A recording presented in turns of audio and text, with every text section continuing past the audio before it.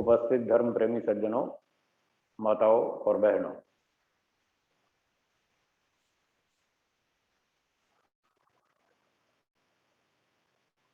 पिछली सभा में थोड़ी हमने चर्चा आरंभ की थी। संसार में 3 पदार्थ अनादि हैं।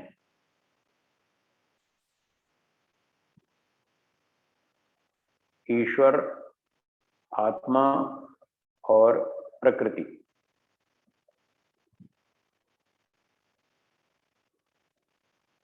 जिनको लेटकर सुनना हो तो कृपया अपना कैमरा बंद कर दें। हाँ, धन्यवाद। ये कोई मदारी का तमाशा नहीं है कि आप लेट के तमाशा देखें। ये एक आध्यात्मिक कक्षा है, सत्संग है, बुद्धिमत्ता से इसको सभ्यता से सुनना चाहिए।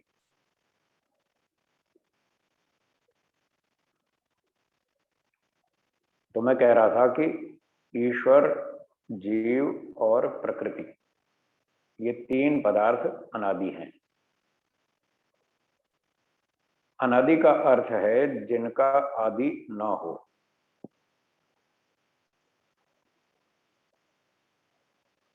वेदों का ये सबसे पहला सिद्धांत है।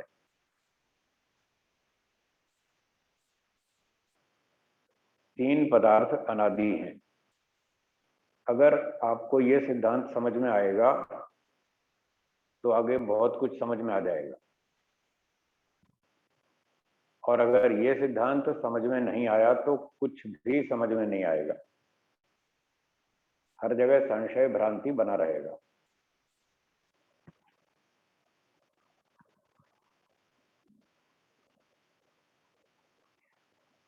ईश्वर एक है, वह संसार को बनाता है, चलाता है, सब जीवात्माओं के कर्मों का फल देता है, न्यायकारी है, सर्वशक्तिमान है, सृष्टि करता है, सर्वज्ञ है, आदि आदि।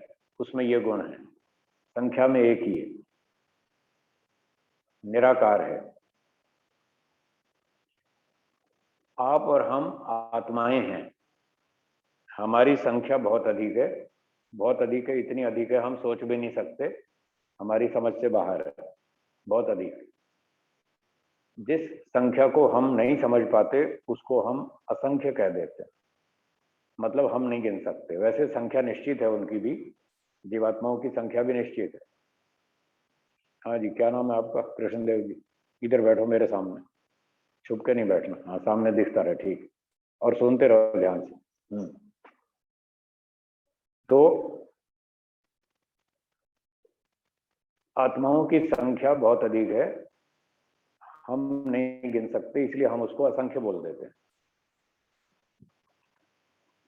और तीसरी वस्तु प्रकृति है।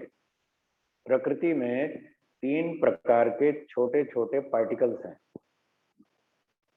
उन तीनों के समुदाय का नाम प्रकृति है। उन पार्टिकल्स का नाम है सत्वगुण, रजोगुण, तमोगुण। ये मूल द्रव्य है जगत का, उपादान कारण, मटेरियल, जिससे ईश्वर ने ये सारा जगत बनाया, सारा संसार बनाया। उसका नाम प्रकृति है। वो जड़ वस्तु है। जड़ वस्तु में कोई इच्छा नहीं होती, कोई उसमें ज्ञान नहीं होता, वो कुछ देखती सुनती समझती नहीं है, न सुखी होती है न दुखी होती है, उसको कुछ नहीं मालूम। जैसे हमारे आसपास ये सारी वस्तुएं हमें आंखों से दिख रही हैं, ये सारी जड़ वस्तुएं। सड़क पे पत्थर पड़े पड़े, उनको कुछ नहीं मालूम। ईंट, पत्थर, दीवार, कंप्यूटर, रेडियो, टीवी, ये सारी चीजें जड़ वस्तुएं हैं। ये प्रकृति से बनी, सत्व रज तम से। अब ये जो प्रकृति है, इसमें जो जो गुण हैं, वही गुण इन संसार के पदार्थों में भी आते हैं। जैसे आप गेहूं के आटे से रोटी बनाएंगे तो गेहूं की रोटी बनेगी, मकई के आटे से बनाएंगे तो मकई जैसी बनेगी, उसमें वही गुण आएंगे रोटी में जो आटे में थे। बाजरी के आटे से रोटी बनाएंगे तो बाजरी की रोटी बनेगी, उसके आटे के गुण और रोटी के गुण एक समान होंगे। इसी तरह से प्रकृति से ईश्वर ने संसार को बनाया, तो जो गुण प्रकृति में है वो इस संसार में होंगे, आटे और रोटी के समान। अब प्रकृति में जो 3 पार्टिकल्स हैं, सत्व, रज और तम, इनके बहुत सारे गुण हैं, विशेषताएं हैं। सत्व गुण की एक विशेषता यह है कि वो सुख देता है। क्या देता है? सुख देता है। और रजोगुण दुख देता है। तमोगुण मूर्ख बनाता है, नशा उत्पन्न करता है। ये एक एक विशेषता बताई, ऐसे और बहुत सारी। सत्वगुण हमारे अंदर अच्छे विचार उत्पन्न करता है, सेवा के, परोपकार के, दान के, दया के, सभ्यता, नम्रता, सुशीलता, सत्यवादिता, अहिंसा, प्रेम, न्याय, ये सारे अच्छे विचार सत्वगुण हमारे अंदर उत्पन्न करता है। रजोगुण स्वार्थ के विचार उत्पन्न करता है, प्रतियोगिता, कंपटीशन, राग द्वेष, छल कपट, धोखाधड़ी, चालाकी,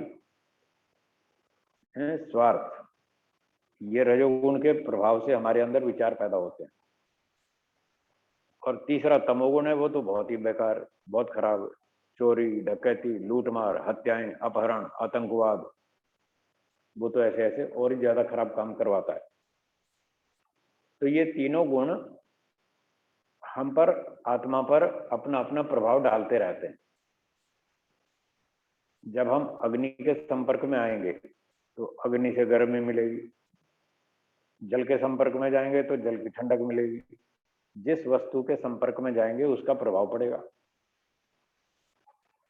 तो आत्मा के पास ये शरीर है, मन है, बुद्धि है, इंद्रियां हैं, और ये खाना पीना, भोजन, वस्त्र आदि, मकान, ये सारी चीजें प्रकृति से बनी है, सत्वरजतम से। जब आत्मा शरीर में आ जाता है, शरीर के बंधन में आ जाता है, इन चीजों से संबद्ध हो जाता है, तो ये तीनों चीजें उस पर अपना अपना प्रभाव डालती हैं, सत्वगुण, रजोगुण और तमोगुण। तो इनके प्रभाव से कभी तो आत्मा के विचार अच्छे हो जाते हैं, उसकी धर्म कर्म में रुचि हो जाती है, कभी वो राग द्वेष में फंस जाता है रजोगुण के दबाव से, और कभी चोरी डकैती, लूट मार, हत्या में भी चला जाता है तमोगुण के प्रभाव से। अब हम जो यहाँ आए संसार में, ईश्वर ने हमको शरीर दिया, मन दिया, बुद्धि दी, इंद्रियां दी, ये सारी चीजें दी, ये हमारे पिछले कर्मों का फल है। और इसलिए दी कि अपना पिछला कर्म फल भोग लो, और आगे कर्म करने की स्वतंत्रता दे दी मनुष्यों को, पूरी स्वतंत्रता दे दी, बुद्धि दे दी, साधन दे दिए, सब अच्छे अच्छे माता पिता, अच्छे अच्छे विद्वान, गुरुजन, और 4 वेदों का ज्ञान, सब कुछ दे दिया। और इसलिए दिया कि एक तो पिछले कर्मों का फल भोग ले हम लोग, और आगे नए अच्छे अच्छे कर्म करके मोक्ष में चले जाएं, इस चक्कर से बाहर निकलें, संसार के चक्कर से। इस उद्देश्य से ईश्वर ने संसार बनाया। तो जब हम ये 3 वस्तुएं ठीक ठीक समझ लेंगे, एक ईश्वर है, एक हम हैं आत्मा, और एक ये प्रकृति, मटेरियल, 3 चीज को समझ लेंगे तो हमको ये दुनिया समझ में आ जाएगी।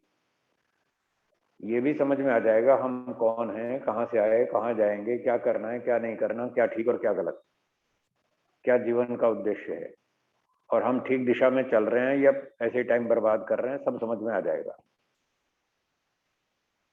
तो इस प्रकार से वेदों में ईश्वर ने ये सारी जानकारी दी, ऋषियों ने वेदों को पढ़ा और इन बातों को समझा और अपने जीवन में उतारा, फिर हमारे लिए पुस्तकें लिख दी, उपदेश दे दिया, पढ़ा दिया, सिखा दिया। गुरु शिष्य परंपरा से वो बातें आज तक चली आ रही हैं।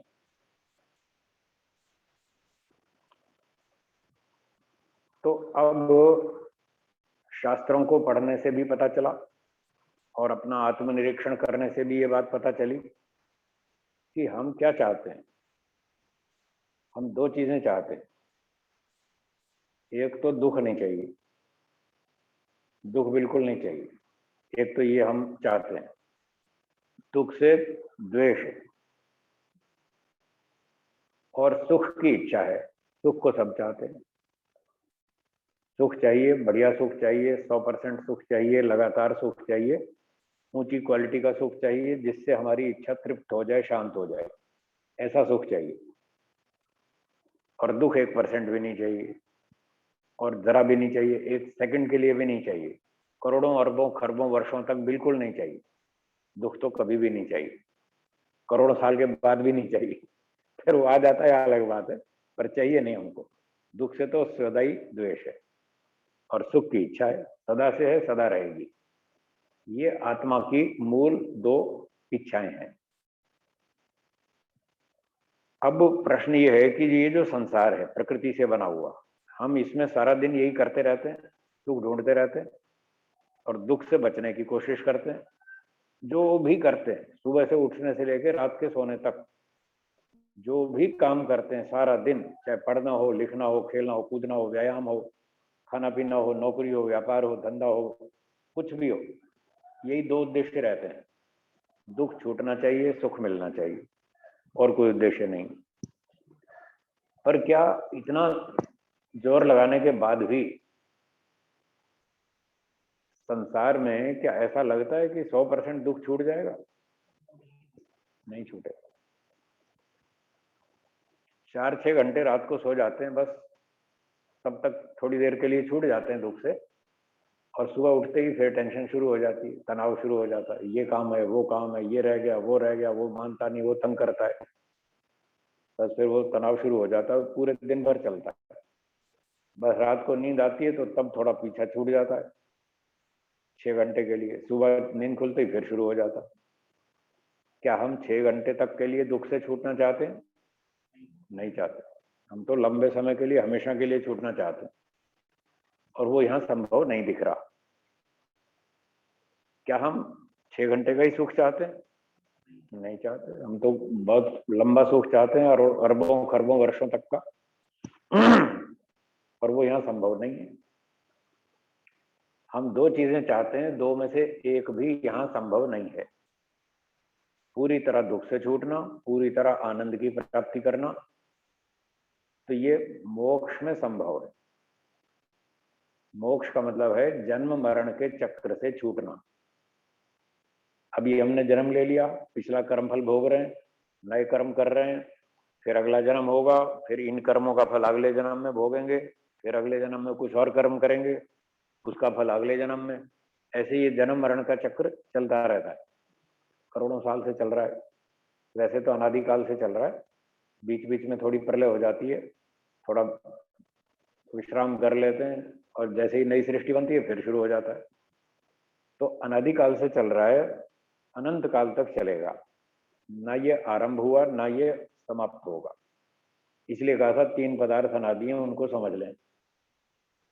जब ये 3 अनादि समझ में आएंगे तो इस प्रश्न का उत्तर समझ में आ जाएगा कि ये हमेशा से चल रहा है। आत्मा हमेशा से है, और जब से है तब से कर्म कर रहा है। वो खाली बैठता ही नहीं, उसको खाली बैठने की आदत ही नहीं, कुछ ना कुछ करता रहता है। करने की आदत है, खाली बैठने की नहीं। सो जाए, बेहोश हो जाए तो अलग बात है, अगर होश में रहेगा तो कुछ ना कुछ करेगा, खाली नहीं बैठता। तो आत्मा अनादिकाल से है, इसलिए वो अनादिकाल से कर्म कर रहा है। ईश्वर वो भी अनादिकाल से, वो जीवात्माओं के कर्मों को देख रहा है, पूरा हिसाब रखता है, और ठीक समय पर फल देता है। वो हमारा राजा है, हम उसकी प्रजा है। इस प्रकार से ईश्वर से हमारे बहुत सारे संबंध हैं। ये एक संबंध है राजा प्रजा, फिर गुरु शिष्य, फिर वो हमारा पिता है, हम उसके पुत्र हैं, वो हमारी माता है, हम उसके पुत्र हैं। वेदों में ये बहुत सारी बातें बता रखी। त्वम ही पिता त्वम ही माता, क्या है वो मंत्र है ना एक, त्वम ही पिता त्वम माता शतक्रतो बभूविथ अधाते सुमनमी महे, ऐसे बहुत सारे मंत्र हैं। तो ऋषियों ने ये सारी बातें वेदों को पढ़कर हमें समझाई, खुद भी समझी और हमें भी समझाई। ईश्वर से हमारे बहुत सारे संबंध है। वो हमारा गुरु है, हम उसके शिष्य हैं। वो हमारा मित्र है, हम उसके मित्र हैं। तो कोई भी एक संबंध को याद करके ईश्वर से वैसा अनुभव करें। ईश्वर हमारा मित्र है, हम उसके मित्र हैं। जैसे 2 मित्र आपस में खुल के बात करते हैं, ऐसे ईश्वर से खुल के बात करनी चाहिए, जैसे मित्र से बात करते हैं। जैसे अपने माता पिता को अपनी समस्या बताते हैं, ऐसे ईश्वर को बतानी चाहिए, और ईश्वर आपको बहुत सहयोग देगा। जैसे माता पिता देते हैं, ईश्वर भी देगा।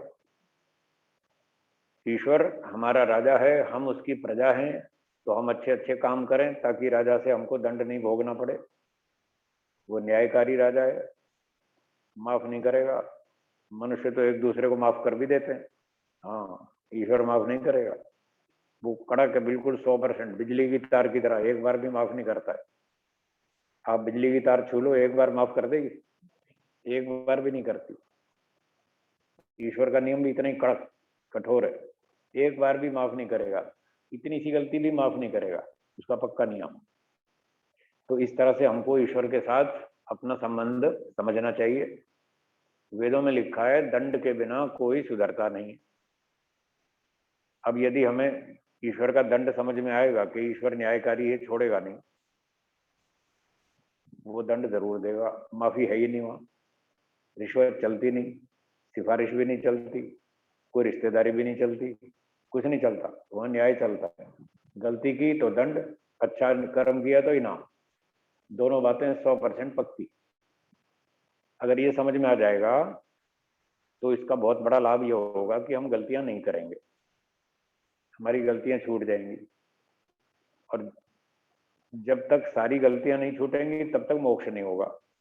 मोक्ष में वो दोनों बातें संभव है, सारे दुखों से छूटना और बढ़िया आनंद की प्राप्ति करना, बहुत लंबे समय के लिए, अरबों खरबों वर्षों के लिए आत्मा सारे दुखों से छूट जाएगा मोक्ष में, यहां तो नहीं छूट पाएगा।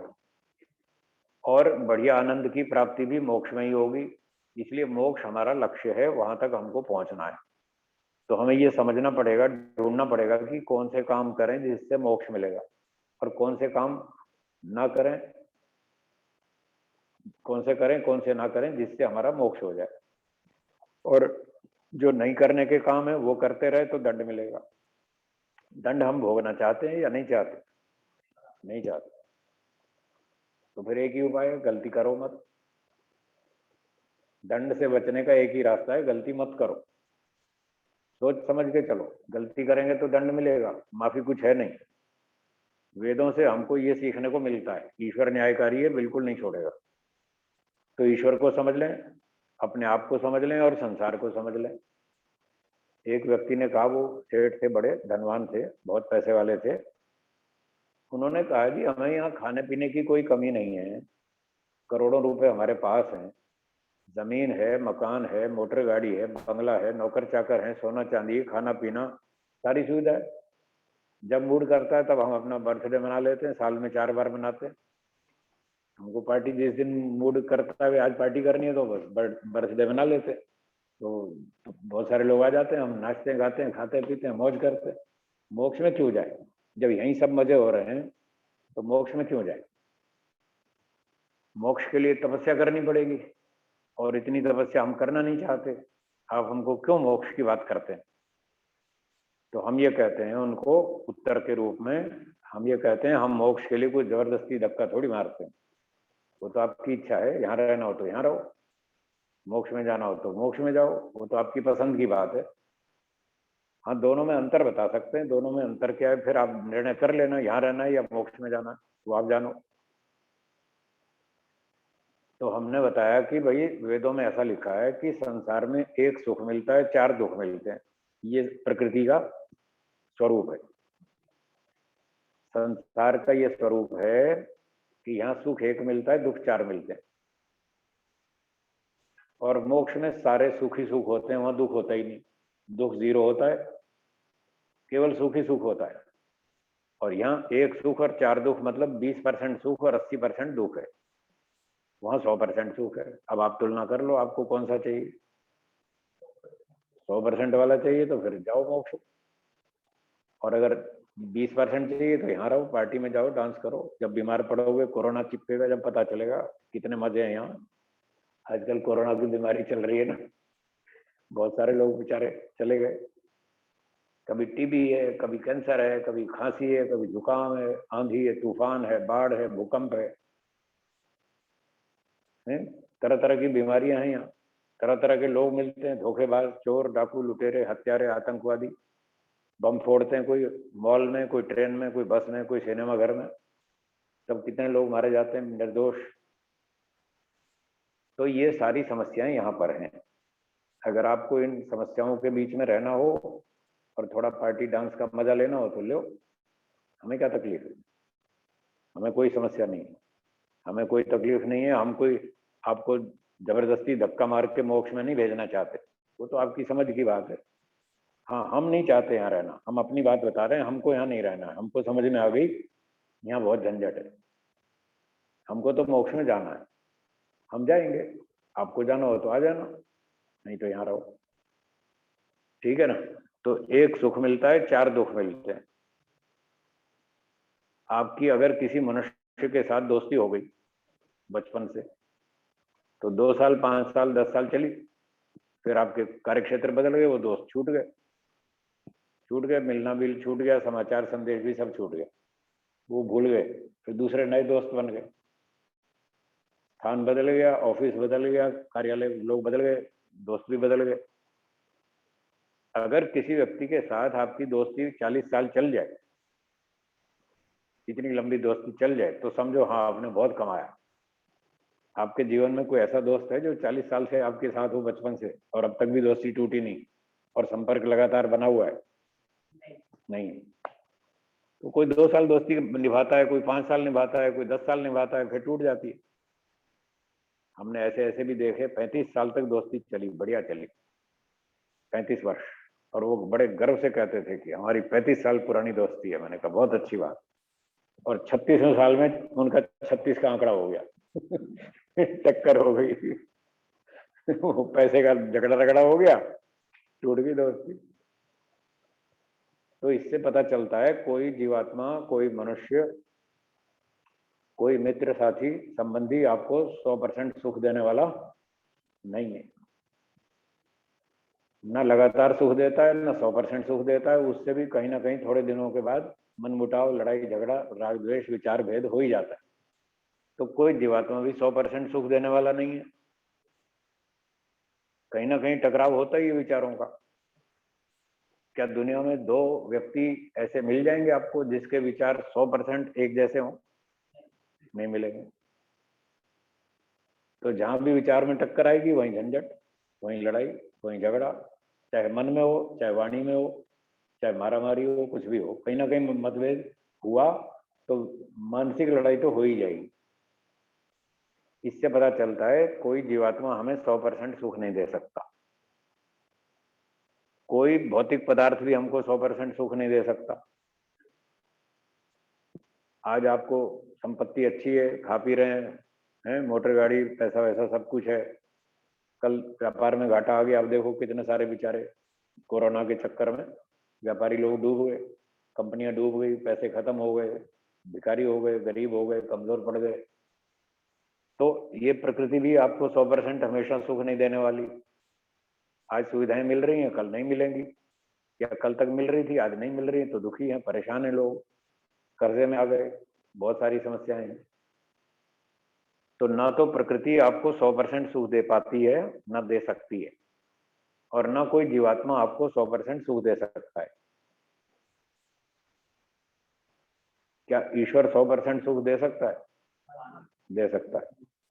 तो बस ये 3 पदार्थ अनादि हैं, इन 3 को समझना है, और जो 100% दे सकता है उसके पीछे लगो,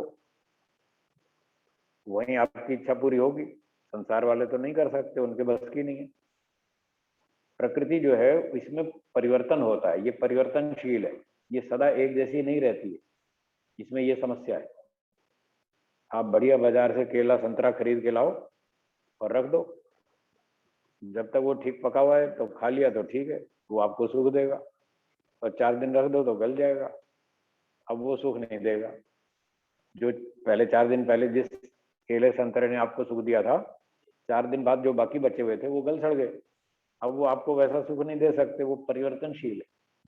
हम चाहते हैं 1 महीने भर के लिए खरीद के रख दें, रोज रोज बाजार नहीं जाना पड़े, और महीना भर वो ऐसे ही मिलते रहे, जैसे आज था बढ़िया पका हुआ, ऐसा ही कल भी मिलना चाहिए, ऐसा महीने भर तक मिलना चाहिए, और वो टिकता नहीं, वो गल जाता है, सड़ जाता है, फेंकना पड़ता है, या फिर हम लाते ही कम है, 2-3 दिन के लिए लाते हैं, भाई 3 दिन बाद फिर जाएंगे बाजार, सब्जी लाएंगे, फल लाएंगे। किसी के पास फ्रिज की सुविधा है तो 5-7 दिन के लिए आता है इकट्ठी, फिर अगले संडे को फिर मार्केट जाएगा, फिर सब्जी भर के लाएगा 1 हफ्ते भर की। तो संसार की वस्तुएं परिवर्तनशील होने से ये टिकती नहीं है, इसमें ये समस्या है। तो बार बार हमको धक्के खाने पड़ते हैं, बाजार जाओ सामान खरीदो। तो ये सारी स्थिति है। प्रकृति भी परिवर्तनशील है, वो स्थिर नहीं रहती। जीवात्मा में भी विचारों का उतार चढ़ाव होता रहता है, उसमें भी स्थिरता नहीं है, इसलिए वो भी 100% सुख नहीं देता। एक ईश्वर है जिससे हम दोस्ती कर लें, मित्रता बना लें, तो फिर हम पूरा लाभ ले सकते हैं। तो ऋषियों ने बताया, वेदों के आधार पर दिन में अपने व्यवहार के काम भी कर लो, पढ़ाई कर लो, व्यायाम कर लो, खाना पीना कर लो, स्नान कर लो, नौकरी कर लो, व्यापार कर लो, वो भी जरूरी है। शरीर चलाने के लिए वो भी कर लो, कोई बात नहीं। पर ये सब काम करने में थोड़ी राग, द्वेष, मोह, माया, टेंशन भी हो जाती है ना। टकराव भी हो जाता है लोगों से, बातचीत में विरोध भी हो जाता है। तो उससे क्या होता है, मानसिक स्थिति अशांत हो जाती है। दिन भर के लोगों से व्यवहार करने पर मानसिक स्थिति अशांत हो जाती है। तो उसको शांत करने के लिए शाम को बैठ के ईश्वर का ध्यान कर लो, तो दिन भर की चिंता, टेंशन थोड़ी कम हो जाए, थोड़ा शांति मिले, अच्छा लगे। फिर अपना खाया पिया, अपना सो गए, और सुबह उठ के फिर एक बार ध्यान कर लो, थोड़ी बैटरी चार्ज कर लो, क्योंकि दिन भर अभी लोगों से लड़ना पड़ेगा, तो लड़ने के लिए ताकत चाहिए ना। इसलिए सुबह बैठ के ध्यान कर लो, ताकि थोड़ी ताकत इकट्ठी हो जाए शाम तक लड़ने के लिए। और वो लड़ते लड़ते शाम तक बैटरी डाउन हो जाएगी, शाम को फिर डाउन, फिर उसको चार्ज कर लो, तो अगले दिन सुबह तक चलेगी। इसलिए ऋषियों ने कहा, वेदों के आधार पर 2 बार ईश्वर का ध्यान कर लो, तो आपकी बैटरी जरा ठीक ठाक रहे, तो दिमाग ठीक चलेगा। वरना खाम लड़ाई झगड़े और पागलपन सवार हो जाएगा, तो आपकी स्थिति बिगड़ जाएगी। जैसे आजकल लोगों की बिगड़ी हुई है, बिगड़ी है ना। हाँ, अब लोगों में सहन शक्ति तो बस ना जैसी है, खत्म हो गई। आज से 40 साल पहले जिन लोगों में सहन शक्ति थी, जितनी थी, आज उतनी नहीं है। छोटी छोटी बात पे तू तड़ाक, बकवासबाजी, लड़ाई झगड़ा, मारपीट, पता नहीं क्या क्या कर लेते।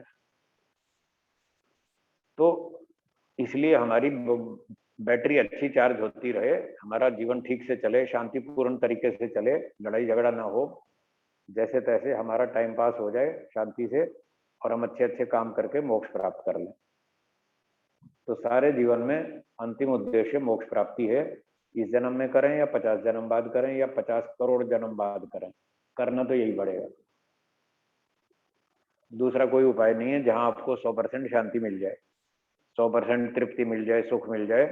मोक्ष के अलावा दूसरी कोई जगह नहीं। या तो बेहोश हो जाएंगे या फिर मोक्ष में शांति मिलेगी। रात को सो गए तो भी कोई खास होश नहीं है, वो भी निद्रा ही है। दुनिया भर का सब ज्ञान खो गया, लुप्त हो गया। सुबह आंख खुलेगी तो होश आएगा, तो वो निद्रा है, एक स्थिति है। दूसरी है बेहोशी की, जो प्रलय में होती है, या कहीं ऑपरेशन थिएटर में रोगी को बेहोश करते हैं दवाई से, या तो वो बेहोशी है, या प्रलय में बेहोशी है। तो बेहोशी में तो जीरो है, कुछ भी नहीं है, सुख भी नहीं, दुख भी नहीं, कुछ भी नहीं, न्यूट्रल। तो हम ऐसा भी नहीं चाहते कि बेहोश हो जाएं, और ऐसे बेवकूफ़ों की तरह पड़े रहें, सोते रहें, वो भी नहीं चाहते। होश में भी रहना चाहते हैं, देखना सुनना सारा काम करना चाहते हैं। तो अगर होश में रहना चाहते हैं तो फिर या तो संसार में जीवित अवस्था में होश में रहेंगे, जैसे जागृत अवस्था है, और या फिर मोक्ष में रहेंगे। यहाँ बहुत झंझट है, मोक्ष में शांति है। इसलिए कुल मिला के सार ये निकला कि मोक्ष प्राप्त करना ही ठीक है। उसके लिए हमको प्रयत्न करना चाहिए। तो मन से, वाणी से, शरीर से अच्छे काम करें, मन से अच्छा सोचें, वाणी से अच्छी भाषा बोलें, सभ्यता से बोलें, मीठी भाषा बोलें, नम्रता से बोलें, सत्य बोलें, ईमानदारी से बात करें, छल कपट नहीं करें, झूठ नहीं बोलें, कठोर भाषा नहीं बोलें, किसी की खिल्ली नहीं उड़ाएं, मजाक नहीं उड़ाएं, हैं, चालाकी, धोखाधड़ी, ये सब नहीं करें। और शरीर से भी अच्छे काम करना, यज्ञ करना, ईश्वर का ध्यान करना, परोपकार करना, प्राणियों की रक्षा करना, यज्ञ करना, दान देना, विद्या प्रचार करना, अच्छी सलाह देना, ऐसे मन वाणी शरीर से सब अच्छे अच्छे काम करने चाहिए। और अपने अंदर दोषों को ढूंढना चाहिए। एक ये काम है मोक्ष प्राप्ति के लिए, अपने अंदर दोषों को, कमियों को ढूंढना चाहिए। हमारे अंदर राग है, द्वेष है, अविद्या, काम, क्रोध, लोभ, ईर्ष्या, द्वेष, अभिमान, बहुत सारी समस्या है। ये जब तक बनी रहेगी तब तक मोक्ष नहीं होगा, क्योंकि अभी बताया था ना, रजोगुण तमोगुण अपना प्रभाव डालेगा। जब रजोगुण तमोगुण प्रभाव डालेगा तो ये हमारे दोष उभरेंगे, और ये दोष उभरेंगे और हमको गलत रास्ते पर ले जाएंगे, फिर हमसे उल्टे सीधे काम करवाएंगे। तो हम आत्मा हैं, चेतन हैं, बलवान हैं, हमें इनको रोकना है। रजोगुण तमोगुण के प्रभाव को रोकना है, इसको दबाना है, धीरे धीरे कमजोर करना है। उसमें ईश्वर की शक्ति लेनी है, सहायता माता पिता की, गुरुजनों की, विद्वानों की, वेदों की, ईश्वर की, उनकी शक्ति प्राप्त करके उनकी ताकत से हमें इन काम, क्रोध, लोभ, ईर्ष्या, द्वेष, अभिमान, इन सब दोषों को मार डालना। जब ये मर जाएंगे फिर मोक्ष हो जाएगा। ये है मोक्ष का रास्ता। तो ये प्रकृति को समझें, खराब चीज है। आत्मा भी ऐसे ही है, बस काम चलाओ धक्का मार, बढ़िया तो ईश्वर है, उसको समझना है। ऐसे तीन चीज समझ के अपने अच्छे अच्छे काम करें, बुराइयों से बचें, तो जीते जी भी शांति से जिएंगे और मरते समय भी शांति से मरेंगे। कोई शोक नहीं, कोई दुख नहीं, कोई तनाव नहीं, कोई टेंशन नहीं, कोई चिंता नहीं, कोई रोना धोना नहीं, खूब शांति से मरेंगे। हमने बहुत अच्छे काम किए भाई, भगवान के सामने बड़ी असर ऊंचा करके जाएंगे। अगला जन्म अच्छा मिलेगा, 2-4 जन्म मेहनत करेंगे, मोक्ष हो जाएगा, जान छूटी। तो ऐसे करना चाहिए। सुबह शाम बैठकर ईश्वर का ध्यान करें। 5 मिनट आपको ध्यान करा देता हूं, फिर शंका समाधान करेंगे। चलिए, आसन लगाइए, कमर सीधी, गर्दन सीधी, आंखें बंद।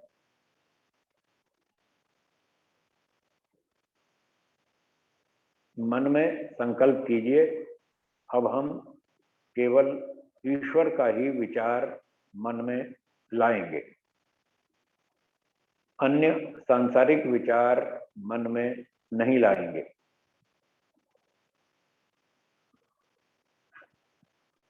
सांसारिक विचारों को रोकने के लिए मन में सोचिए, चारों तरफ खूब गहरा अंधेरा है। बार बार सोचिए, चारों तरफ खूब गहरा अंधेरा है। अंधेरे में कुछ भी नहीं दिखाई देता। इस समय हमें कुछ भी नहीं देखना, इसलिए अंधेरे की स्थिति बनाई। इस समय ईश्वर का चिंतन विचार करना है, इसलिए अंधेरे की स्थिति बनाई, ताकि कोई सांसारिक वस्तु हमें मन में भी न दिखाई दे। हम एक समय में एक ही काम कर सकते हैं, या तो संसार का विचार या ईश्वर का। ध्यान के समय ईश्वर का विचार करना है, संसार का नहीं। इसलिए इन विचारों को रोकने के लिए हमने ध्यान की तैयारी के अंतर्गत अंधेरे की स्थिति बनाई, ताकि मन में भी कोई चित्र न दिखाई दे और उसका विचार न उठे। इसलिए बार बार सोचिए, चारों तरफ खूब गहरा अंधेरा है, शून्य आकाश है, खाली स्थान। आकाश मतलब खाली जगह। इस पूरे आकाश में ईश्वर सर्वव्यापक है। ईश्वर एक है, सर्वव्यापक है, निराकार है, चेतन अर्थात सर्वज्ञ है, न्यायकारी है, आनंद स्वरूप है। ये 5-6 बातें अपने मन में स्थिर करें, ईश्वर के स्वरूप को अपने मन में स्थापित करें। फिर से बोलता हूं, ध्यान से सुनिए। ईश्वर एक है, सर्वव्यापक है, निराकार है, चेतन अर्थात सर्वज्ञ है, न्यायकारी है, आनंद स्वरूप है। ये ध्यान की तैयारी हो गई। अब हम एक छोटे मंत्र से ईश्वर का ध्यान करेंगे। मैं मंत्र बोलता हूं, आप सुनिए और बाद में दोहराइए। ओ न्यायकारी,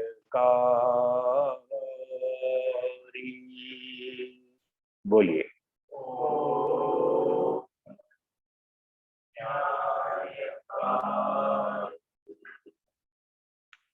इसका अर्थ बोलेंगे, हे ईश्वर, आप न्यायकारी हैं, हमें भी न्यायकारी बनाइए। आप कभी किसी पर अन्याय नहीं करते, हम भी कभी भी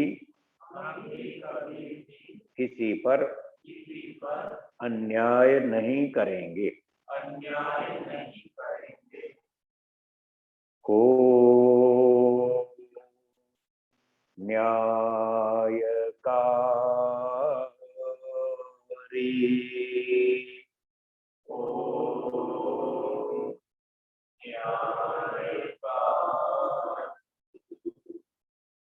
हे ईश्वर, आप न्यायकारी हैं, हमें भी न्यायकारी बनाइए। आप कभी किसी पर अन्याय नहीं करते, हम भी कभी किसी पर अन्याय नहीं करेंगे। ये हमने एक मंत्र से ईश्वर का ध्यान किया। अब ऐसा ही छोटा एक और मंत्र है, उससे ध्यान करेंगे। उसी प्रकार से मैं बोलता हूं, आप सुनिए। ओ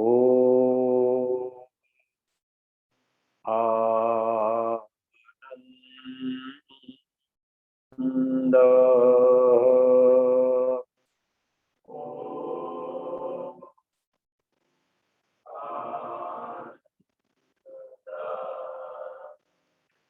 हे ईश्वर, आप आनंद स्वरूप हैं, हमें भी आनंद दीजिए। आप कभी भी दुखी नहीं होते,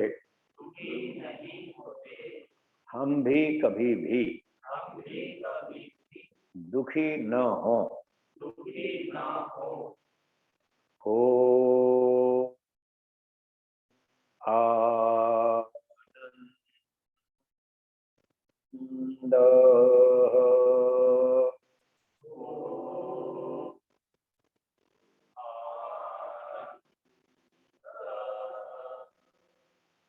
हे ईश्वर, आप आनंद स्वरूप हैं, हमें भी आनंद दीजिए। आप कभी भी दुखी नहीं होते, हम भी कभी भी दुखी न हो। इस प्रकार से छोटे छोटे मंत्रों से ईश्वर का ध्यान करना चाहिए। 15-20 मिनट सुबह करें, 15-20 मिनट शाम को, दोनों समय प्रतिदिन ईश्वर का ध्यान कीजिए। 2 महीना करके देखिए, आपको विशेष लाभ होगा, आनंद आएगा। चिंता, तनाव, टेंशन सब कम हो जाएगी। काम, क्रोध, लोभ, अभिमान आदि दोष भी धीरे धीरे कम होते जाएंगे। इसका नियमित अभ्यास करके देखें, निश्चित रूप से लाभ होगा। अब दोनों हाथों को थोड़ा आपस में रगड़िए। 4-5 बार हथेलियों को आंखों पर घुमाइए, थोड़ा पलकों को सहलाइए। हथेलियों से कप बनाकर आंखों को ढक लीजिए। हथेलियों के अंदर ही धीरे धीरे आंखें खोलेंगे और धीरे धीरे पलकें झपकते हुए हथेलियां हटाएंगे, ताकि तेज प्रकाश आंखों में चुभे नहीं। धीरे धीरे आंख खोलनी चाहिए, इसका इतना ही उद्देश्य है, लाइट आंखों में न चुभे। तो प्रवचन को विराम देते हैं, थोड़ा समय है शंका समाधान के लिए। आगे जो प्रश्न होंगे वो अपने